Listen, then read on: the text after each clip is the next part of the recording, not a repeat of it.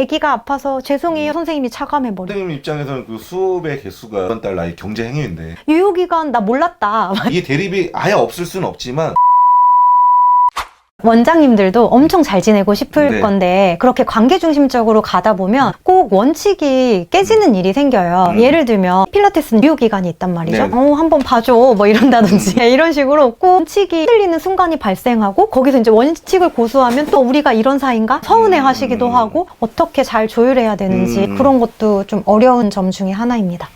그 원칙에 대해서 재정의를 하실 필요가 있는 게 10번의 레슨을 끌었는데 8번밖에 소화를 못했어요. 그러면 2번이 노쇼가 난 거잖아요. 네. 원장님께서 기준을 세우셔야 돼요. 자, 80% 도달을 했을 때 2번이 남았으니까 한 번이면 50%잖아요. 50% 정도는 수업을 해준다. 이런 부분들이 다 정책화되어 계셔야 돼요. 지금 이 원칙이라는 게 되게 희미하기 때문에 고수하시는 건데요. 법전을 보게 되면 이만큼이 있는 이유는 뭐냐면 사례에 따라서 다 정리가 돼 있는 겁니다. 그러니까 예를 들면 회원님이 10회 하셨는데 이 기간 안에 7번 하시게 되면 한 번 정도는 제가 해드린다라고 하면 주는 게 됩니다. 근데 이 내용이 안 들어가 있으면 3번 다 달라고 할 겁니다. 그러면 그런 초대장을 받고 저희 엄마한테 드렸는데 엄마가 노쇼를 봐달라고 하고 이런 불필요한 분쟁 때문에 선생님들이 베푸는 거를 꺼려하는 경우도 있는 것 같아요. 그러면 초대장을 만들더라도 원칙을 세우고 노쇼나 이런 걸 방지할 수 있게 원칙을 함께 고지하면 될까요? 네. 이게 고지를 하고요. 알림판에 그런 것들이 잘 정리가 되어 있어야 돼요. 그러니까 우리 회사 블로그에 왔을 때 이런 부분들이 다 고지가 잘 되어 있다. 우리는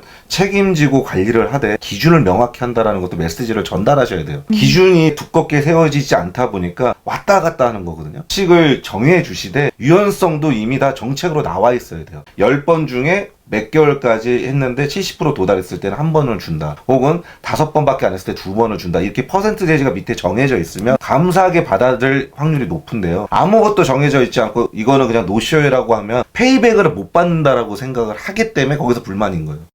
사실 원래 이 사람이 안 받아야 되는 거일 수도 있지만 이쪽 진영에서는 그래도 내가 돈 냈는데 왜 3회나 남았는데 못 받아가 있잖아요. 그 가운데를 정해주는 게 기준이거든요. 싸우실래요? 한 번 더 해주실래요? 저는 한 번 더 해줍니다. 네, 이 사람 마음도 없고 나도 어차피 그 노쇼라고 하는 부분에 대해서 수로 공짜로 얻는 돈이라고 하는 불필요한 두려움, 그다음 윤리적인 부분에 대한 어떤 나의 그런 악한 마음이 네. 상쇄될 수 있는 조건을 만드시는 게 중요해요. 밑에다가 꼭 그렇게 써주세요. 10회를 어느 기간까지 하시고 7회 미만일 때 한 번, 5회 미만일 때는 2번 정도는, 그러면 이분들은 혜택이라고 생각할 수가 있거든요. 근데 아무것도 안 적혀 있으면 분쟁을 해야 돼요. 맞아요. 기준이 없으니까 분쟁이 시작되는 겁니다. 법적인 안정성과 감수성을 생각하셔야 돼요. 법도 감수성이 있기 때문에 그런 부분들을 미리 잘 정책화해 놓는 게 되게 중요합니다. 원장님도 꼭 정책에 대해서 잘 생각해 보셨으면 좋겠어요. 왜냐면 이게 마음이 흔들렸다라는 게 정책이 명확하게 마침표가 없어서 그런 거거든요. 네, 교수님 아까랑 연결되는 질문이긴 한데요. 회원이랑 강사랑 분쟁 상황일 때 원장님은 누구 편에 서서 어떻게 솔로몬 같이 해결해야 될까요? 오늘 뭐 회의가 급하게 잡혀서 죄송해요. 아기가 아파서 죄송해요. 선생님이 차감해버려. 회원님이 내가 돈은 다 냈는데 왜 노쇼 하냐 막 이러면서 서운해 하시기도 하고 10회 회원권이 있으면 이거를 2달 안에 써야 되는데 유효기간 나 몰랐다 막 이렇게 말씀하시기도 하고, 그리고 유효기간이 끝났어도 좀 봐줘야 되는 거 아니야? 내가 낸 돈 있는데 그럼 다 꿀꺽 하겠다는 거야? 막 이렇게 싸우기도 하시거든요. 이럴 때 원장님은 누구 편에 서야 될지? 노쇼라고 하는 부분 안에서 우리가 사인을 받았을 때 명확하게 정책을 마련하는 게 중요하다고 했습니다. 여러분들 은행 가시게 되면 대관이라고 하죠. 중요한 부분에 대해서 노란색 표시되어 있고 거기 사인하게 되어 있는 거, 이게 뭐냐면 기억이라는 거는 시간이 지나면 각자 자기 나름대로 편집합니다. 맞아요. 네, 기간 내에 10회인데 만약에 8회 미만이다 라고 하면 뭐 한 번의 정도는 더 서비스를 드린다라고 하는 부분, 5회 미만이다 그러면 2번이라고 하는 부분이면 이미 노쇼에 대한 부분을 5번일 때는 3개가 노쇼가 생기는 거고요, 8개에서 1개 정도가 생기는 거죠. 그러면 이 특수한 부분을 이미 규정화해서 정책화하고 문서에 사인을 받는 게 되게 중요합니다. 이거는 엄청난 힘을 발현하는 게 뭐냐면 그리고 계속해서 그런 부분들이 노출될 수 있게끔 얘기를 적당히 해주시는 것도 되게 중요해요. 5회 정도나 3회 정도 했을 때 회원님 이렇게 안 나오시면 저번에 사인하신 것 때문에 제가 어쩔 수 없이 또 노쇼 처리를 하게 될까봐 두려워요 라고 한번 전달하면서 자기가 사인한 걸 보게 되면 우선순위 안에서 운동을 먼저 접근을 하겠죠. 맞아요. 아무런 대책도 하지 않고 있다가 뒤에 싸움이 나는 거는 되게 위험한 일인 거죠. 너와 나 사이에서 지금 다 각자 다른 생각을 하고 있는데 내가 이랬잖아 라고 얘기를 하면 이거는 불화만 키우는 겁니다. 그렇기 때문에 다시 한번 기억하세요. 그 중요한 상황에는 항상 밑줄을 치고 사인을 받아야 되는 것. 그 내용은 이미 고지가 돼야 된다는 것이 기준일 거고요. 그랬을 때 노쇼에 대한 부분에 대해서 불만은 있습니다만 100개 일어날 게 5개로 줄어듭니다.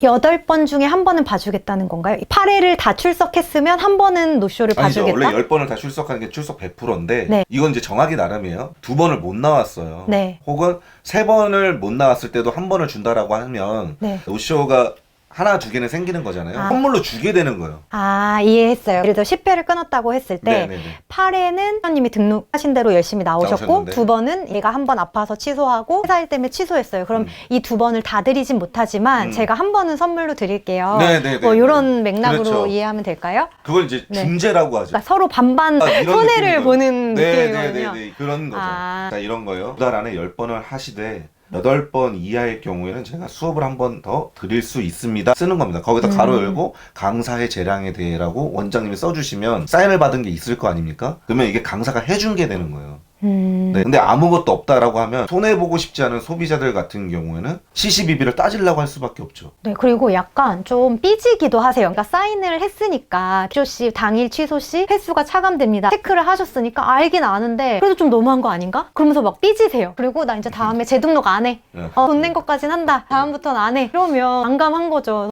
선생님 입장에서는 그 수업의 개수가 이번 달 나의 경제 행위인데 맞아요. 그러니까 그런 부분에 대해서도 좀 부끄러우셔서 말을 안 하고 있다가 뒤에 터지는 거예요. 회원님 이런 부분들도 제가 수업을 해야 되는 부분이 있고 사전에 24시간에서 48시간 전에 말씀을 하셔야 저랑 같이 운동을 하고 싶었던 다른 회원님과의 시간을 잡을 수가 있어요. 서로의 각자 다른 삶에서 약속을 정하는 거잖아요. 그러니까 연인하고 비슷해요. 뭐 각자 바빠요. 데이트 시간 정해가지고 하는데 누구가 갑자기 부장님이 오래 이런 일이 한 3번 있으면 이쪽은 너무 싫잖아요. 나는 지금 열심히 일한 거라고 생각하겠지만 삶의 다양한 문제들이 미리 잘 얘기를 하면 되는 거죠. 예를 들면 부장님하고 일이 있을 것 같다라고 한다면 한 24시간 전에 내일 우리 프로젝트가 있어서 아마 끝나고는 좀 쉽지 않을 것 같은데 다음에 만나는 건 어때? 미리 얘기를 해줬으면 상대방도 그러면 나 친구 만날게 여러 가지 대책을 할 수가 있잖아요.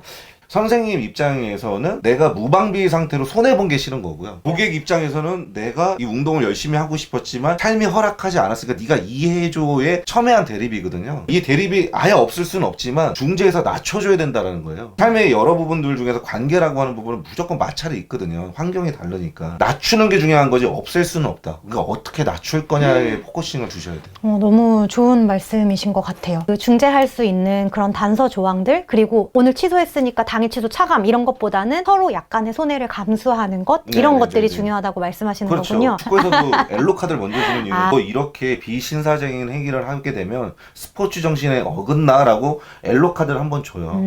그러면 똑같은 거죠. 회원님 이거 옐로 카드입니다. 웃으면서 할 수도 있죠. 이런 일이 2번 있다라고 하면 자기도 레드 카드라고 받아들일 수가 있거든요. 근데 바로 레드 카드라고 하면 막 선수들 항의하는 거 보셨죠? 내가 왜 그랬어? 이렇게 되는 거예요. 네, 옐로 카드 잘 사용해 보시기 바랍니다.